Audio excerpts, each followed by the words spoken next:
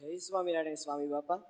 6 મહિનાની તાલીમ લઈને અમે અક્ષર પુરુષોત્તમના આ 184 એ અક્ષર પુરુષોત્તમના યોદ્ધાઓ આપની સમક્ષ ઉપસ્થિત થયા છે.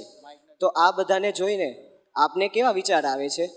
બધાને પ્રભુરૂપ કરવા અને મહારાજની સેવા મૂકી દેવા. સ્વામી બાપા, અમે આરતી, ચેષ્ટા, માનસી કે નિયમિતનું વાંચન વગેરે આહનિક નિયમિત કરવાનો અમે નિયમ લીધો છે.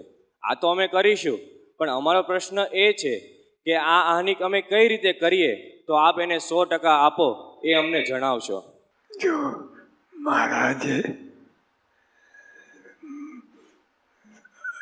આ નિયમ આપેલા છે અનાદિના, એ નિયમ માત્ર રહીને આપણે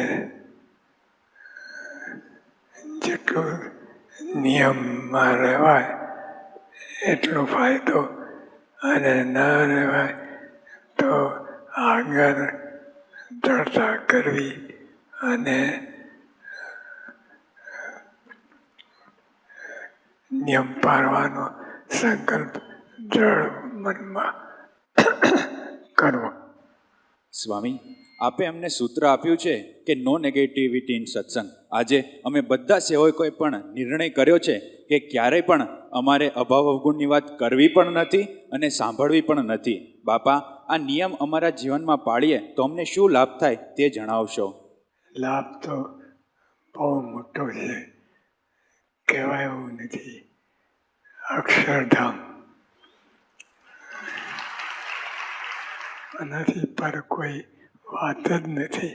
મહારાજ સ્વામી મળ્યા એટલે મહારાજ સ્વામીના ગુણગાન ગાવા અને બીજા હરિભક્તો, મોટા હરિભક્તોના ગુણગાન ગાવા, એ જ આપણું કામ છે.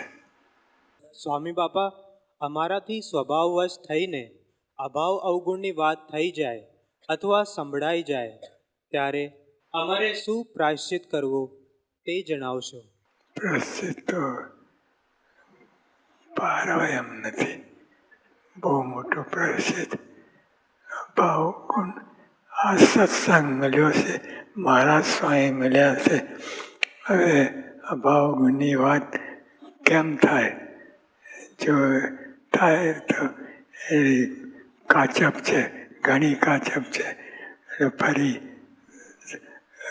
6 મહિના કરવું પડે. સ્વામી બાપા, આ તાલીમ દરમિયાન અમે સૌ મોબાઈલ અને સોશિયલ મીડિયાથી દૂર રહ્યા, અને હવે અમે સૌ ઘરે જઈશું તો મોબાઈલ અને સોશિયલ મીડિયાનો યોગ થશે. આજના જમાનામાં આ વાપર્યા વગર પણ છૂટકો નથી, માટે એનો વિવેકપૂર્ણ ઉપયોગ કરવા અમારે શું જાણપણું રાખવું તે આપ જણાવશો. હા, તમારા મનમાં હોવું જોઈએ કે મારે એકાંતિક થવું છે, આ નિયમ ધર્મ પાળીને આગળ આવવું છે, એ મનમાં દ્રઢ હોવું જોઈએ. તો પછી આગળ ગાડું ચાલે, નહીં તો ફસકી જાય, ફૂસ થઈ જાય. તો મનમાં દ્રઢ હોવું છે કે મારે એકાંતિક થવું છે, આ નિયમ પાડીને ભગવાનને રાજી કરવા છે. સ્વામી, અમારું મન કેવું છે કે ગમે ત્યારે કોઈ પણ વ્યક્તિ, વસ્તુ, ક્રિયા કે સ્થાનમાં બંધાઈ જાય તેવું છે. પણ સ્વામી બાપા, અમારા જીવનમાં કેન્દ્રમાં બસ ખાલી આપ જ રહો, તે માટે અમારે શું કરવું એ જણાવશો. બહુ મોટી વાત કરી, સામાન્ય નથી. હા, એટલે અમે એટલે મહારાજ સ્વામી નજરમાં હોય અને બીજું ક્યાંય સંકલ્પ ના થાય. અત્યારે શરૂઆત છે એટલે ભૂલચૂક થયા જ કરે, પણ આપણે સુધારવા ઉપર તાન દેવું, પોઝિટિવ બધું લેવું અને નેગેટિવનું તો જળ મૂર્તિ એ અઘરું છે, પણ આ કરીશું તો આપણે આ તાલીમ લીધે સાર્થક થશે. સ્વામી બાપા, આપે અતિશય કૃપા કરીને આ 6 મહિનાની તાલીમ અમને આપી છે. તો હવે આપના મનમાં અમારા માટે શું અપેક્ષા છે તે અમને જણાવશો. બસ અત્યારે જો તમે ગાયું છે યોદ્ધા યોદ્ધા યોદ્ધાની, તો તમે જાઓ અને પોતે તો વાત હોય પણ બીજાને વાત કરવી, બીજાને વાત